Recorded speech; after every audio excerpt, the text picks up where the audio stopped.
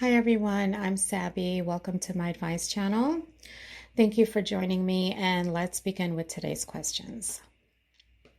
Am I wrong for returning a gift I didn't want and would never use? I am a male in my early 20s and recently received an expensive gift from a relative. It was one of those really high-tech espresso machines that I honestly will never use or ever want. A few days later, I decided to return it for store credit, and now the person is hurt. Was I wrong for doing that?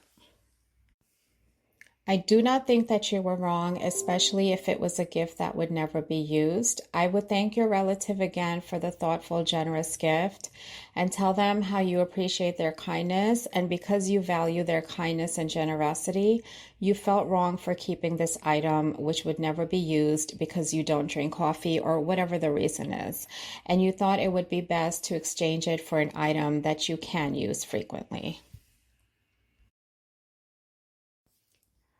Married, divorced women, please tell unmarried women what we need to know before getting married. Anything helps. I would wait at least 6 months before having children after marriage.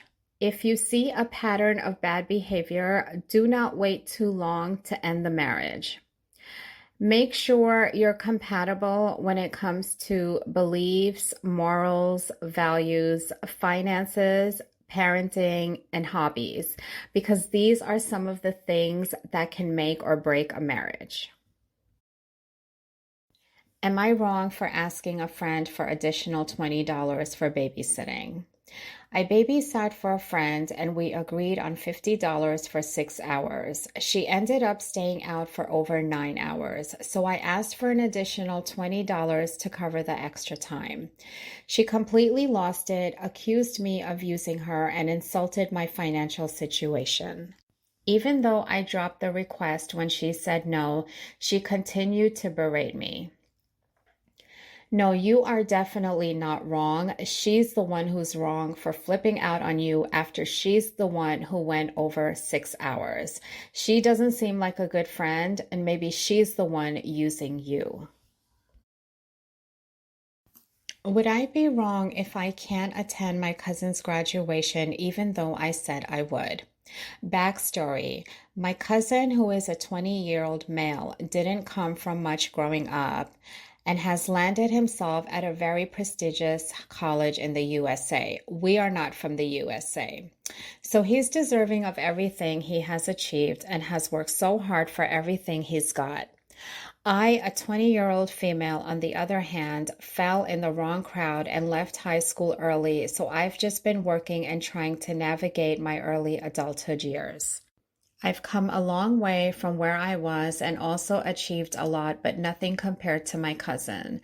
When he found out what college he was going to, I made a promise to him and myself that I would fly over to the US and attend his graduation, or even just be there to celebrate with him. Well, now he's graduating in just over 12 months, and I fear that I cannot financially pull off going. Long story short, I don't think I'll be able to save 6K to 8K to go, which also feels like a lot of money for a week-long trip. I'm also in about 5K debt to my grandparents, which are the car payments. I think morally I should pay off before I start planning a trip overseas. So how should I go about this? Any advice is appreciated. Thanks. I think you should explain your financial situation and he should understand instead of taking it personally. You can always send him a nice gift to show how proud you are of him.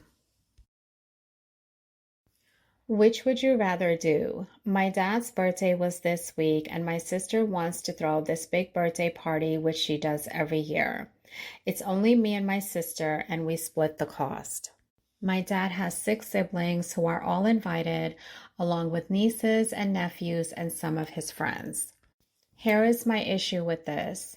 His siblings celebrate their birthdays with their families, and we have never received an invite or been invited to anything they have. We always have lots of food and drinks, and all they have to do is show up and have a good time. I'm tired of putting out money every year for these people to come and eat and have a good time on me. They don't have to set up anything, cook, or clean up after. I would rather use this money to take our dad on a trip or put it towards just our immediate family doing something together. My dad had expressed interest in maybe taking a trip one year. He's not fixated on having a party every year. It's my sister who wants to have it. My issue is not that I mind celebrating my dad. My issue is I'm tired of feeding a bunch of grown-ups who wouldn't do the same for me. Would you keep having the birthday party or go a different route? I would ask my father what he prefers for his birthday this year and go with his wishes. Why won't a man break up with you when it's obvious he doesn't like you? A man may not break up for the following reasons, and these are just some of the reasons. Obviously, every case is different and every man is different. But in general, it's either he is comfortable, he is using you for money, a place to stay, or intimacy. He intends to stay until he finds someone else. He doesn't want to be alone. He is worried about how you may react, or he wants to be in a relationship just for the sake of it.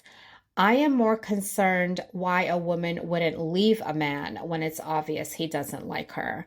She should make a plan and move on.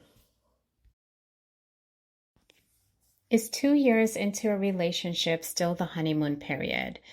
Is it still a time you're besotted with each other, or has reality hit by the 2-year mark? Again, every relationship is different and there is no specific honeymoon period, but research shows it can last anywhere from 6 months to 2 years. Today, I would like to end with the following quote. Peace does not mean just to stop wars, but also to stop oppression and injustice. Thank you all for watching. Until next time, take care of yourselves, take care of each other. Please, let's all pray for those who are suffering due to injustice, oppression, and war, and God bless.